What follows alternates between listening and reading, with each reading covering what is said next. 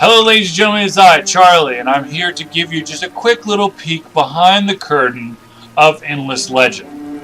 Now, as you may notice, this town is pretty well evolved, and that's probably because we are now on turn 125.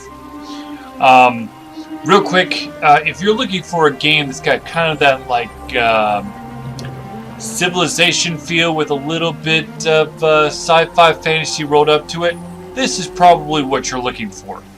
Real quick, just to give you a couple little sneak peeks in here. As you can see, this is a very well, I guess, endowed town if you really want to. You can see that almost every single this town, along with all my other ones, are in rebellion. Pretty sure because I chose the race that doesn't actually eat, but whatever.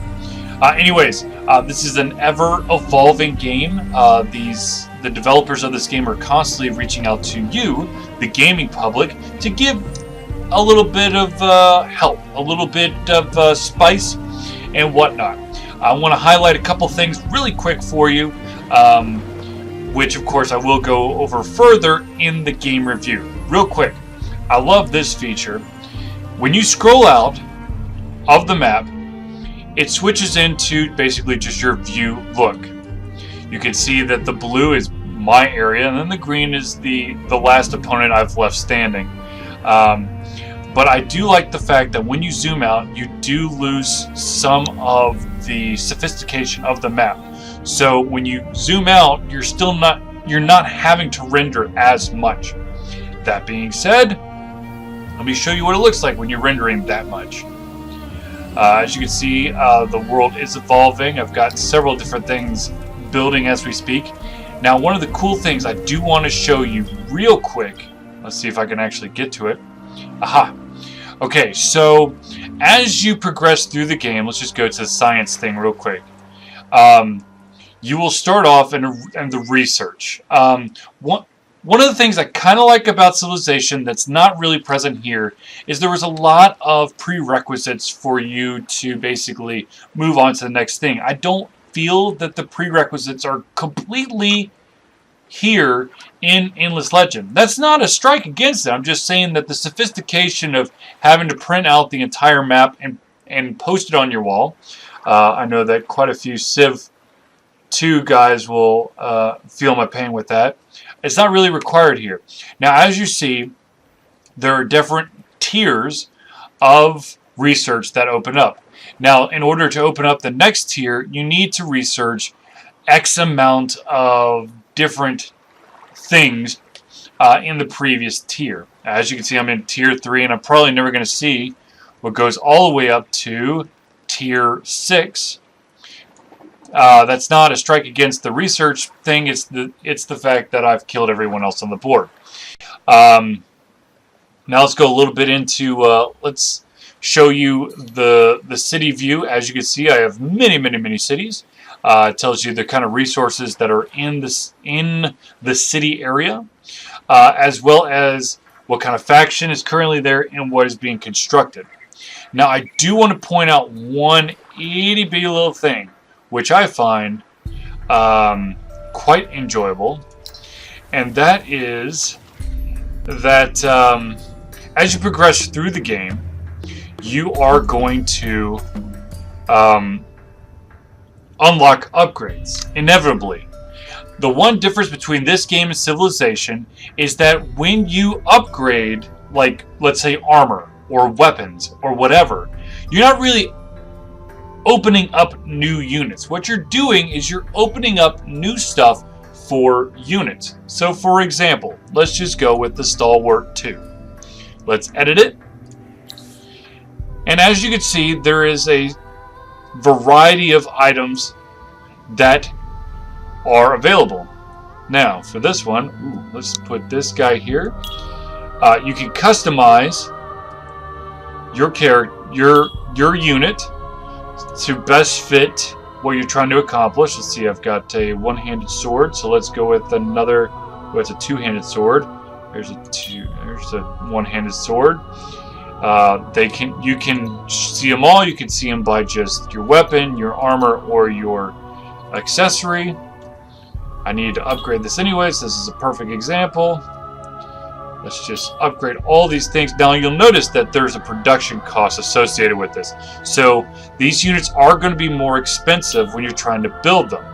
Now the really cool thing, and this is why I want to show you this, is okay, I have just made the new Stalwart 3. Now if I exit off the military screen, actually let me go back to the military screen because I need to find my heroes. Let's click on this. Oop, no, I don't want to actually do that. Hold on one sec.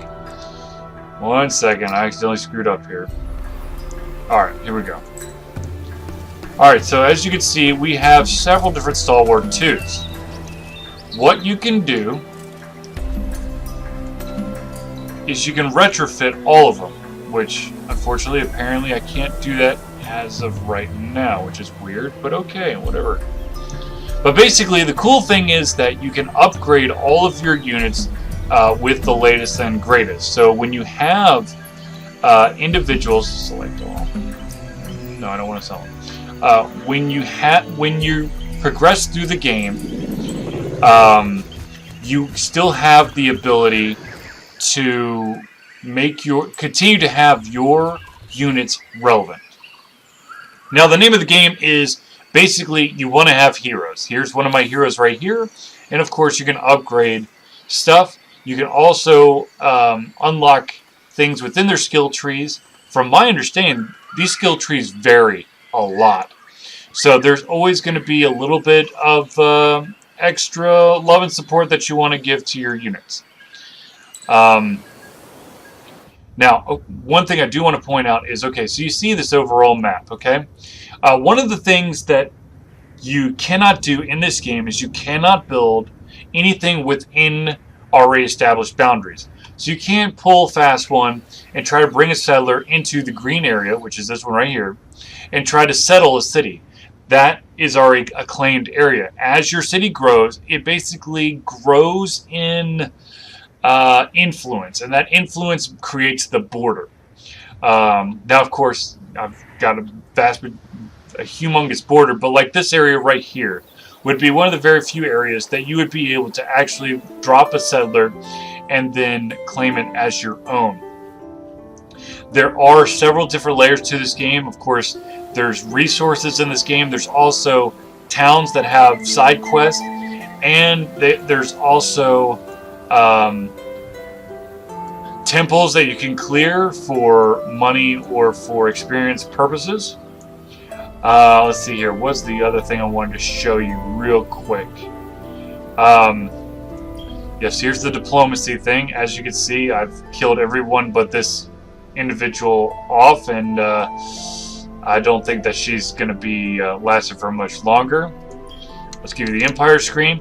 After so many turns, there's going to be, I guess, a changing of the guards, and there you get to influence where your focus is going to be on. It's going to be economy and population, empire and expansion, military, or science and industry. This game has so many freaking layers, it's not even funny, but at the same time, it is something that you can easily pick up. It is a turn-based strategy game. You do have the option of either doing your own strategy. Basically, you can do your own tactics in battle, or you can basically say, okay, I want to attack this area, and then have at ye, and just let it go from there. I personally do that because I know that I'm probably worse than the CPU. Here we go. Here's the retrofit. Yes. And they automatically get upgraded to the Stalwart 3s. Your cities will produce several different types of resources. Of course, as you can see, I'm gaining money. I'm gaining. I think this is like. I can't remember what the star is, but it's very important for you to be able to do actions. Mainly, if you have created an alliance, or you have a closed border treaty with an individual, you're going to need these wonderful purple stars to break said treaty or to change it to better yourself. One last thing. Okay, so here's the marketplace. You open it up by one of the upgrades. This allows you to get strategic items that you need to upgrade your weapons, items, all that stuff. Here's some units for sale. And of course, here is the most important thing, your heroes. These heroes, of course, have special abilities that will enhance your army as you try to conquer or try to basically protect your borders. Now, if you are not a strategy buff, this game is definitely not for you.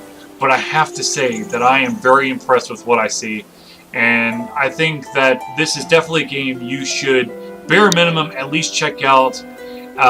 Though I think it's safe to say, just give this company your money. You're going to want to play this. There's several different modes to play. I will show you. I will show you real quick what there's all to do. Yes, please. Yeah, I know. I left my game. Okay, so you have the new game option, which allows for several different. You can add empires, difficulty, game speed. You can customize your factions, world size, the shape of the world, the continents, the temperature, topology, world difficulty. Basically, everything you would find in Civilization, but with a little bit of a twist. You can do multiplayer, you can do friends only, you can do public. One thing that I do think is a little bit limiting is the factions. It looks like a lot, but to me, maybe it's just my game style. But I just feel like there's only a couple of these that I really want to play. It does look like you can add your own. So it's not like you're stuck with these 8. You can definitely create your own, and then of course kick ass that way. One thing I will warn you about the Broken Lords, they don't eat food, and I think that's why I've got so much rebellion, because people need to eat and the Broken Lords don't care. Of course you can join an online game, whatever. This is definitely a game to check out. I think it's going to continue to improve. So be on the lookout for this game, and also be on the lookout for a review of this game coming very, very soon. But yes, so for myself, Charlie, I know it's been a very, very brief Endless Legend look through. I didn't really get to show you combat, but believe me, it basically feels like the rest of the game. You're going to see, it's going to be a hex grid type of battle. A couple small things change as to the landscape, but the vast majority of it's very straightforward. You're either moving your units or telling your units who you're supposed to be targeting, and then you go from there. So there you go for a brief overview of Endless Legend. This is Charlie from Ultra Confusion, and be on the lookout for our review coming very, very soon.